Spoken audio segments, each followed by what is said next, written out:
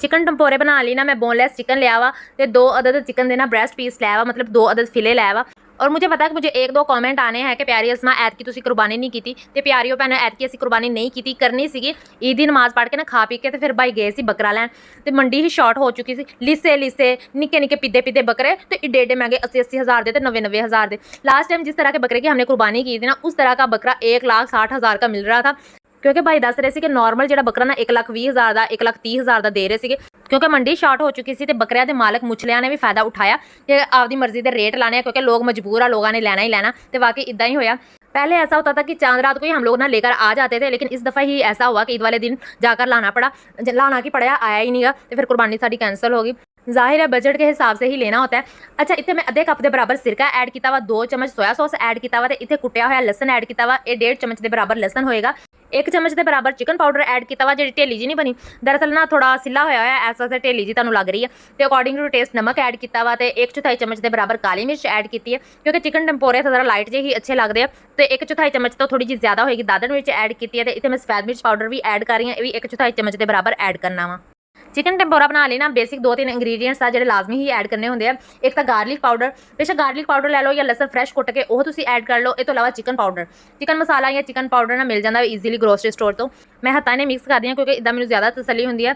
तो मेरे ना चंगिया मिर्चा लग रही सी, क्योंकि मिर्चें जो है ना मुझे चुभती है, मैं मिर्चों वाला काम नहीं कर सकती और ना ही सब्ज़ मिर्चें काट सकती। काट भी लूँ ना बाद में काफ़ी देर ना मेरे हाथों पे ना जलन रहती है, तो इसलिए मैं अवॉइड ही करती हूँ, सीजर से ही काटती हूँ। चिकन को मैंने मैरिनेट कर लिया है, अब इसे ओवरनाइट के लिए फ्रिज में रख देंगे, क्योंकि नेक्स्ट डे ईद वाले दिन ही इसको फ्राई करना था। दैट्स वाई मैंने इसे आराम करने के लिए ना फ्रिज में रख दिया। मैं कहा तू इतने रेस्ट कर, तेरा हजे कोई काम नहीं।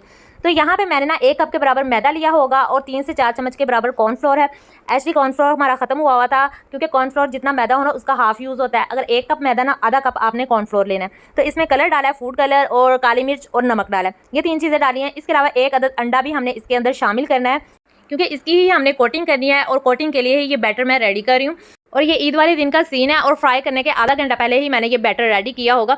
अच्छा, बैटर रेडी करते हुए ना आपने चिल्ड वाटर यूज़ करना है, ठंडा या पानी होना चाहिए। बेशक आप आइस क्यूब डाल लें, थोड़ी सी बर्फ़ डाल लें, और ये कोटिंग ना बहुत मज़े की लगती है। इसके अलावा और भी ऑप्शन हैं आप लोगों के पास, जिसके साथ मर्जी कोटिंग कर लें। ब्रेड क्रम्स के साथ भी कोटिंग कर सकते हैं, लेकिन डिपेंड ऑन यू, जो चीज़ आपको अच्छी लगती है ज़ाहिर वैसा ही करना चाहिए। लेकिन ये वाली कोटिंग टेम्पोरा के लिए ही होती है, तो इसी की कोटिंग मैं कर रही हूँ। ओहो विच्चे फिर मैं उर्दू बोलने लग पई।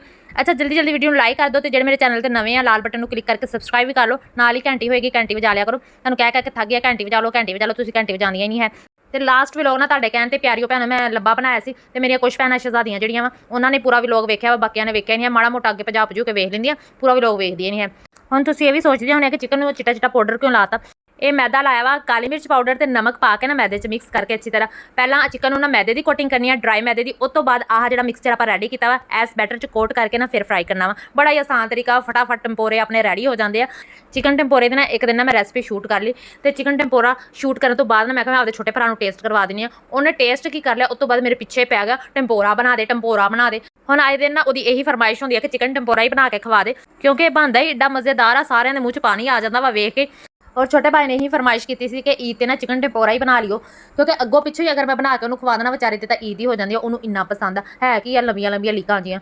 अच्छा, वॉइस ओवर करने तो बाद ना मैं पैकिंग करनी है, मेरी कुछ पैकिंग रह गई है खाने वाल जाने वाली ना, क्योंकि खाने वाल जाना ना मैं तो एक ही बैग रेडी करांगी, उस अब्बू के कपड़े ते आपदे कपड़े पा लांगी। हुण की इन्ने बैग चुको, 2 दिन वास्ते जाना, दिल तक आता कि थब्बा कपड़ियां दा लै जा कि गड्डी 'ਚ जाना वा ते फायदा चुक ला। फिर मैं सोच रही हूँ कि अगर चेंज ही नहीं करने तो ले जाने का फायदा है।